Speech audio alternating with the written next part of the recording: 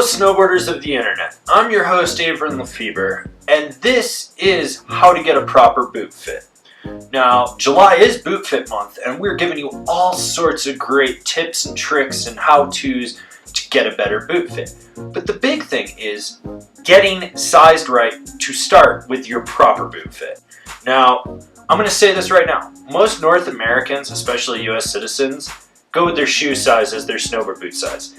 And while some of them that might work, it's like 10% of the snowboarding population. And that's why I think most people need to get sized with a Brannock. Now this one is Mondo point, and Mondo point in its most basic layman terms is a millimeter measurement in 5 millimeter segments.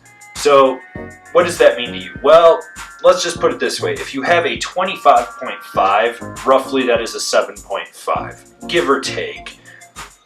You take the first two numbers and add them together, and that's the size run. Now, I think Mondo point is a more accurate measurement system because most boot designers are, well, European and basing it off that system. And it's an international standard. The other cool thing with this is you can measure foot width, which really does come into play. Some boots are wider and some boots are narrower. Now, most companies won't tell you which ones are like in between or narrow, but they will tell you if they have a wide model. And the other important thing that I want everyone to know is that your boot, when you try it on, will never be that tight. This is a brand new liner that has never been snowboarded. And you can see that this thing looks new. This is a liner with 200 plus days on it because I'm an idiot and I needed to push the lifespan of it. That's a lot of duct tape and foam, and it's sucking up a lot of volume. So basically, I put all that foam in there to suck it up because it breaks in, which goes to my next point. There are three types of snowboard boot fits. There is the comfort fit, which is for the casual person that snowboards. They're not a snowboarder, they're just someone that goes snowboarding. Your big toe is not going to touch the end of the liner. There's going to be side-to-side play. It's basically like wearing an overgrown sneaker. It's just going to flop around and you're going to have next to no support in there. That's fine. Those people want comfort because they're just going to be going to the food court and lodge pimping. Great. Good for you guys. You don't know what you actually need. Then there's the normal fit. And with the normal fit, you want your big toe touching the end of the liner when you're standing straight up in the boot. When you bend your knee and ankle forward and flex out over the toe of the boot, it's going to slightly pull back from that liner. You're going to be able to get just a little bit of wiggle room, but not a lot. That is an ideal fit. The third fit is the performance fit or the Avran fit. I don't like doing this to people, and I don't really recommend this for most people unless you ride 100 plus days a year and really need to push your boot. But the way this works is your big toe is hard pressed into that liner. I mean, it's curled. You can feel it curled. Your arches hurt. The whole boot just feels like a cast. You're locked in. The reason for that is when that boot finally starts to pack out, it's going to be at 100 days and you still got maybe 50, 75, 100 more days to go on it before you kill it. So I do that because obviously I product review and I ride almost every day. But that fit is aggressive and it is not for everyone, but there are people that do want that fit. I think by and large for the people watching this video, they just want a normal fit. But leave me a comment down below if you really like the performance fit because I believe you people are going to love the boot fitting 201 series we're going to do where we get into some really advanced techniques with different things you can do to boots. That's going to be an aggressive one. I'm going to need a belt sander and an ankle grinder. But anyways, let's go back into this.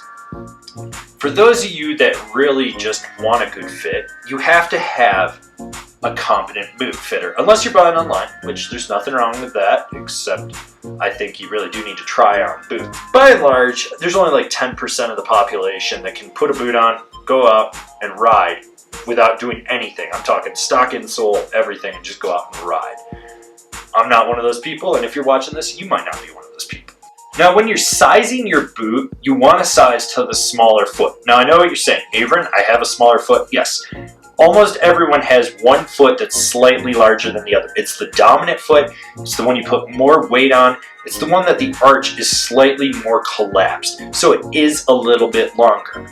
And as such, you want to size to the smaller foot if you can.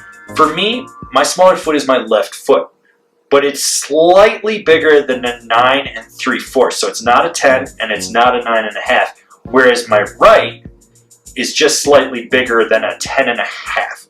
So what I do is I put my foot into a size 10. If you're very drastic like me and you're not looking for a performance fit, you want an average fit, you might want to size to that bigger foot. And I stress the might. It's not something that you would want to do all the time, but you can. And if you have club foot, you're just fucked. I'm sorry. Like if you have club foot, there's not much we can do for you. That's really a boot fitting 201 type of problem. The best boot is the one that fits your foot, and you need to look past lacing options, you need to look past the brand make, and just try on a magnitude of boots. And that's the thing, when you're dealing with a boot fitter, they should always stress that the best boot is the one that fits your foot and fits your needs. If they're just pulling a boot off the shelf and telling you that's what you want, no. They're a Sherpa, they're a guide. They're here to guide you to get that better fit.